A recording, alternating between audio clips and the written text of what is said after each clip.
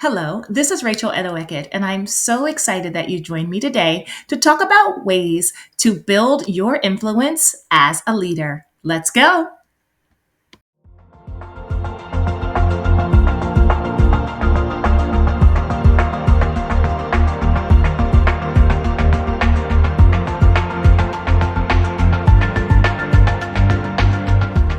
Hello, everyone. Let's get right into it. What are ways that you can build your influence as a leader? And I'm speaking specifically to school based leaders, assistant principals, or principals who are ready to step out just a little bit more outside of your district and figuring out how you can really brand yourself in a way that is going to attract people and further business. So, a couple of years ago, I wrote my first book called The Principal's Journey Navigating the Path to School Leadership. And it went to number three on Amazon, which was such an incredible experience as a self published author. And so, what I learned very quickly was how to utilize social media to really broaden the audience that I had and to make sure that people knew about this book and where they could purchase it and other great things about it. So, one of the first things that I would say as a tip is to make sure that you are leveraging and engaging your social media. Now, before I wrote a book, I only had a personal page. I had a personal Facebook page, and that was about it. I'm typically a pretty private person, but I knew I needed to have a public presence if I was going to really achieve at a level that I wanted to. And so I went on Instagram, I made a Twitter, I made public pages, and I started to engage with other speakers and leaders and authors in the educational space. So that's my first tip for you.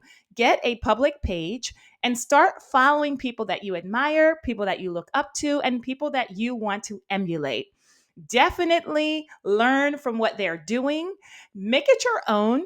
But it's good to have the influence and to engage with people because you get to learn from them and you get to start to create some authentic connections with people. So I have met so many amazing people over the last 2.5 years in my journey as an author and a speaker and a principal.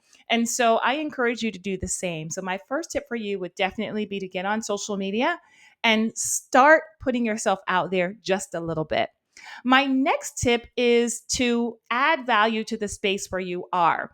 So, if you're in a small district, if you're in a large district, talk with your bosses about ways that you can maybe speak to your colleagues and other principals. See if there are local conferences that you can attend to connect and network with, or in the future, speak to some of those people. So, write a proposal, submit something that's important in your school that you're doing really well that you want to scale out and share with other leaders. That's an amazing way to build influence.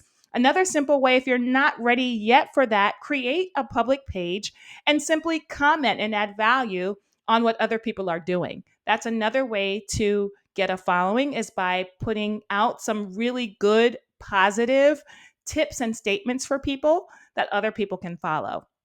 And my last tip is to just be authentic in who you are as a leader.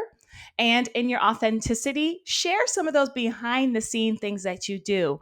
Share some pictures of you with students and your staff members and your community. Share the great things that you are doing and share them consistently.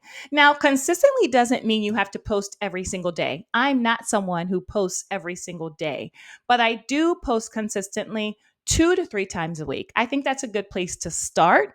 And then as people are commenting, engage back with them. Thank them, encourage them. That's how you build relationships with people. And that's how you increase your presence and your influence as a leader. I'd love to hear some other tips that you're doing right now that have worked well for you. Thank you again for listening. And I hope that you found some value in these suggestions today for how to broaden and expand your influence.